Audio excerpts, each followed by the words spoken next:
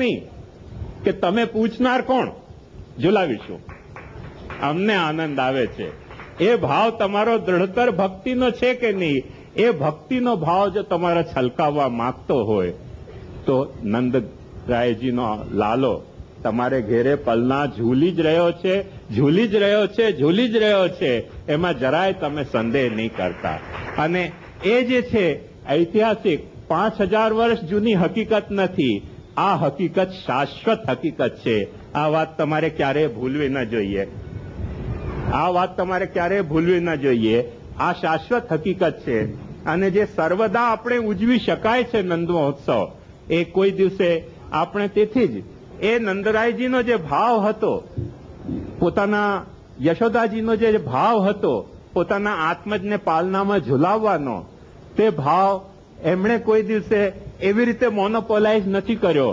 Unfortunately જેવી રીતે આજે અમને લોકોને મિસઅન્ડરસ્ટેન્ડિંગ થઈ ગઈ છે કે અમારા ઘરમાં બિરાજતા ઠાકુરજી પુરુષોત્તમ હોય છે અને વિષ્ણુના ઘરમાં બિરાજતા ઠાકુરજી પુરુષોત્તમ નથી હોતા, એટલે તમે પાલનોય ઝુલાવો તો પુરુષોત્તમને પાલનો નથી ઝુલાવી રહ્યા, કેમ કે અમારી જ મોનોપોલી છે પુરુષોત્તમની. આવી કોઈ જાતની મોનોપોલાઇઝ કરવાની પોતાના આત્મજને ભાવના નંદ યશોદાજીની હતી નહીં. તેથી જ તે વખતે પણ કૃષ્ણ જે છે તે દરેકને પોતપોતાના ભાવના અનુસાર દર્શન આપતો જ હતો. અને આજે પણ જો તમારામાં એ ભાવ હોય તો નંદ યશોદાજી કોઈ દિવસે એમ નહીં કહેવામાં આવે કે પોલીસમાં રિપોર્ટ કરવા નહીં જાય કે અમારા છોકરાને લઈ ગયા છે કિડનેપ કરીને ને પોતાના ઘરમાં પાલનું ઝુલાવી રહ્યા છે, જરા ત્યાં રેડ કરો અને ઇન્વેસ્ટિગેટ કરો કે અમારો છોકરો ત્યાં છુપાડીને તો નથી રાખ્યો. એવું કોઈ દિવસે તમારા અગેન્સ્ટ કમ્પ્લેન્ટ નહીં થાય. મહાપ્રભુજી આપણને આશ્વાસન આપે છે કે એક વખતે તમારા હૃદયમાં નંદ યશોદા જેવી શુદ્ધ ભાવના ભગવાનને ખેલાવવાની, લાલન પાલન કરવાની હશે જગત પિતા, હશે જગતનો વિશ્વંભર, પણ તમને ભોગ ધરવાની ભાવના છે કે નહીં? તમને એને જગાડવાની ભાવના હોય છે કે નહીં? હશે દુનિયાને જગાડનાર, તમને એને જગાડવાની ભાવના છે કે નહીં? હશે દુનિયાને શુદ્ધ કરનાર, તમને એને સ્નાન કરાવીને શુદ્ધ કરવાની ભાવના છે કે નહીં? જો તમારા હૃદયમાં એવી ભાવના હોય કે ના, આ સવાર થઈ અને હજી સુધી સ્નાન નથી કર્યું મારા લાલાને, એને સ્નાન કરીને હું શુદ્ધ કરાવી દઉં, તો એ તમારે ત્યાં જન્મી શકે છે.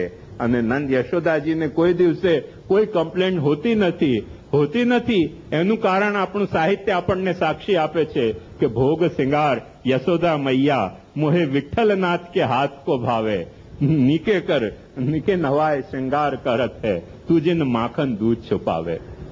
તો આ આપણો ભાવ હતો. આજે આપણો એ ભાવ નથી રહ્યો. આજે આપણે એમ સમજી રહ્યા છે કે ભોગ સિંગાર જે છે એ તો અમારી મોનોપોલી થઈ ગઈ, બાળકોની. અરે નંદ યશોદાજીની મોનોપોલી નહીં હતી તો બાળકોની મોનોપોલી કેવી રીતે હોઈ શકે? જેણે જણ્યા કૃષ્ણને એની તો મોનોપોલી હતી નહીં. આપણે ત્યાં આપણે એને ઝુલાવી શકતા હોઈએ, આપણે ત્યાં એને આપણે શણગારી શકતા હોઈએ, આપણે ત્યાં આપણે એને સુવડાવી શકતા હોઈએ, અને એ પાછો જઈને નંદ યશોદાને પણ એમ કહી શકે કે ભોગ સિંગાર યશોદા મૈયા મોહશ્રી વિઠ્ઠલનાથ કે હાથ કો ભાવે. તો બાળકોની મોનોપોલી કેવી રીતે હોઈ શકે? એ ઠાકુર ઉપર કોઈની મોનોપોલી ન હોઈ શકે, કોઈની મોનોપોલી ન હોઈ શકે. પ્રભુ તેનો છે કે જે પ્રભુનો ભક્ત છે. પ્રભુ તેને ત્યાં જન્મે છે કે જેના હૃદયમાં ભક્તિ જન્મે છે. પ્રભુ તેને ત્યાં પાલના ઝૂલે છે કે જે પોતાના હૃદયના પાલનામાં પ્રભુને ઝુલાવી રહ્યો છે. યદિ શ્રી ગોકુલાધીશો ધૃત સર્વાત્મના હૃદય, મહાપ્રભુજી કહે છે તત કેમ પરમ બ્રૂહી લૌકિકઈ વૈદિક રૂપી. તારા હૃદયના પાલનાની ઉર્મિઓમાં તે કોઈ દિવસે નંદકુંવરને ઝુલાવ્યા છે? જવાબ આપ. મહાપ્રભુજી કહે છે બ્રૂહી, બોલ, ઝુલાવ્યા છે? જો ઝુલાવ્યા હોય બસ હવે કાંઈ કરવાનું બાકી નથી રહ્યું. તારા ઘરમાં હવે ઠાકુરજી બિરાજી શકે છે. જો તારા હૃદયમાં ન બિરાજતા હોય તો તારા ઘરમાં નથી બિરાજતા. પાડોશીને ત્યાં આપણે તાકવા ઝાક કરવા જઈએ તો કોઈ માણસ સભ્ય ગણે? પરણવું હોય તો પોતે પરણવું જોઈએ. પાડોશી પરણી ગયો એમાં આપણે પ્રસન્ન થતા હોઈએ કે હા શું પરણી ગયા, હવે શું કરે છે, હવે શું કરે છે, ટેરો ક્યારે ખોલ્યો બારીમાં. અરે અસભ્યતા છે, અસંસ્કૃતિ છે. આ તો કઈ સભ્ય માણસનો કામ નથી. એમ ટેરા ખોલવાની તમે વાટ નહીં જુઓ.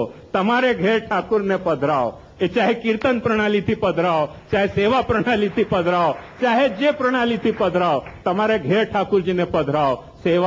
સેવાયામ વા કથાયામ વા યસ્યા શક્તિર્દૃઢા ભવેત યાવત જીવમ તસ્ય નાશો ન ક્વાપીતિ મતિર્મમ.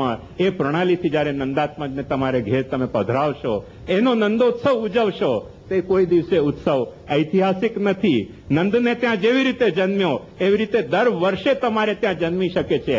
આપણે કાંઈ 5000 વર્ષ જૂના ઘરડા કૃષ્ણનો પાલનામાં નથી ઝુલાવી રહ્યા. દર વર્ષે નવા નવા જન્મનાર કૃષ્ણને, દરેક ઘરમાં નવી નવી રીતે જન્મનાર કૃષ્ણને, દરેક ફેમિલીમાં નવી નવી રીતે જન્મનાર કૃષ્ણનો નંદોત્સવ આપણને ઉજવવો છે.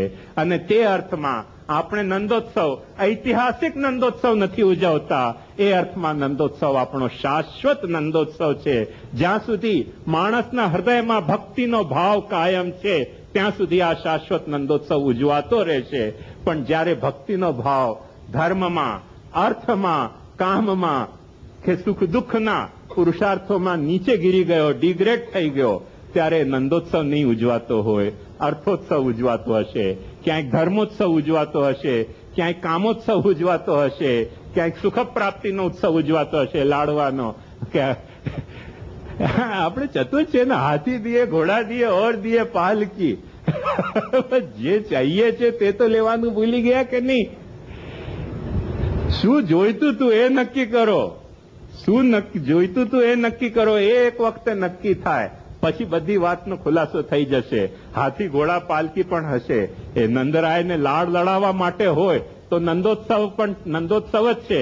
અને હાથી ઘોડા પાલકીનો સુખ ભોગવવા માટે જો નંદાત્મજ હોય તો એ નંદાત્મજ નથી. એ હાથી ઘોડા પાલકી જ આપણા કરમ ઉપર પડ્યા છે કે જેનું સુખ આપણે માણવું છે. આપણે નંદની ભક્તિ, નંદાત્મજની ભક્તિને નથી માણી રહ્યા. એ સ્પષ્ટ પ્રભેદ આપણને સમજવો પડશે પુષ્ટિ માર્ગમાં કે નંદોત્સવ જે આપણે ઉજવીએ છીએ તેમાં મૂળ આપણો ભાવ કયો છે. મૂળ ભાવ આપણે એમ નથી કહેતા કે કૃષ્ણને ત્યાં, નંદ યશોદાજીને ત્યાં જે કૃષ્ણ જન્મ્યા તે નંદ યશોદાજીના 5000 વર્ષ જૂના ઉત્સવને, તેથી જ પુષ્ટિ માર્ગનો દરેક વ્યક્તિ આ વાતને જાણતો હશે કે આપણે બે વસ્તુ ઉજવીએ છીએ. જેને આપણે જન્માષ્ટમી કહીએ ને તેમાં એક જન્મ દિવસ પણ ઉજવતા હોઈએ છીએ ઠાકુરજીનો. બહુરી વર્ષગાંઠ ફિર આઈ આપણે ત્યાં કહેવાય છે. તો વર્ષગાંઠ ઉજવતા હોઈએ છીએ, પણ એક વાત સાવધાનીથી સમજો કે જે જન્મ દિવસ ઉજવતા હોઈએ છીએ એ તો રાતના 12 વાગ્યા પહેલા બધું પતી જતું હોય છે એ કાર્યક્રમ જન્મદિનનો ઠાકુરજીનો. પણ જે જન્મોત્સવ છે એ રાતના 12 થી સ્ટાર્ટ થાય છે અને પલનામાં 9મી સુધી એક્સટેન્ડ થાય છે. તે જન્મોત્સવ છે. જન્મદિન એક અલગ વસ્તુ છે, જન્મોત્સવ એક અલગ છે. આપણે કૃષ્ણનું જન્મદિન નથી ઉજવતા, ફક્ત જન્મોત્સવ પણ ઉજવીએ છીએ. જન્મોત્સવ કેવી રીતે ઉજવીએ? નંદને ત્યાં થઈ ગયા, વસુદેવજીને ત્યાં થઈ ગયા, હવે આપણે કેવી રીતે ઉજવીએ? પણ મહાપ્રભુજીએ આપણને અધિકાર આપ્યો છે કે ના, તમે તમારા ઘરમાં ઠાકુરજી પધરાવો તો તમારે ત્યાં પણ નંદોત્સવ થઈ શકે છે. સુન તાદિન તે તબ તાદિન તે વે લોગ સુખ સંપત્તિ ન તજે. ત્યારે મહાપ્રભુજીએ કહ્યું, સુની સૂર सबन की यह गति जे हरिचरण भजें ब्रज भयो मेहर के पूत. जब यह बात सुनी आनंदे सब लोग गोकुल गणित गुणी. તો તમારે ઘેર બિરાજતા હશે ઠાકુરજી તો તમારે ત્યાં જન્મી શકે છે. નવો નવો જાય તે દર વર્ષે જન્મી શકે છે. આ જે પ્રક્રિયા છે આ એક શાશ્વત પ્રક્રિયા છે. કોઈ ઇતિહાસના ભૂતકાળનો આપણે મેમોરીમાં, કેમ કે 5000 વર્ષ પહેલા જન્મ્યા તેની મેમોરી આપવામાં આપણે કઈ મેમોરિયલ સેલિબ્રેશન નથી કરી રહ્યા. આ એક શાશ્વત ભક્તિનો લાવો આપણે લઈ રહ્યા છે. કેમ કે કૃષ્ણ જેવો એક જબરદસ્ત ફિનોમિના આપણી પાસે છે. એક એવો જબરદસ્ત મલ્ટી ડાયમેન્શનલ ડિવાઇન પર્સનાલિટી આપણી પાસે છે કે તેને તમે પુત્ર માનવો હોય તો પુત્ર માનો, પિતા માનવો હોય તો પિતા માનો, સખા માનવો હોય સખા માનો, ગુરુ માનવો હોય ગુરુ માનો, શિષ્ય માનવો હોય તો સાંદીપનીને ત્યાં એને ભણતા આવડે છે.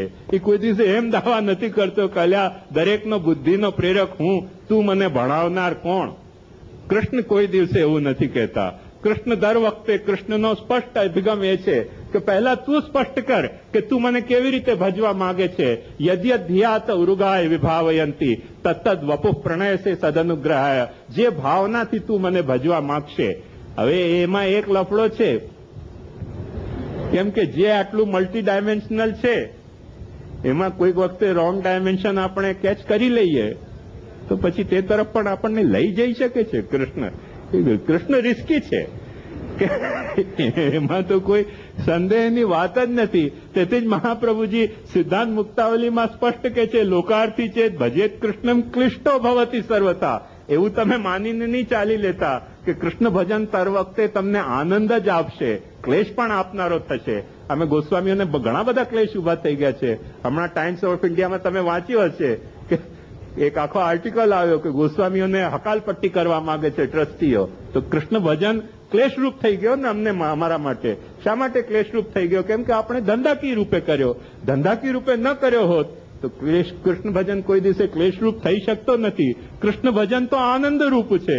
આનંદસ્ય હરે લીલા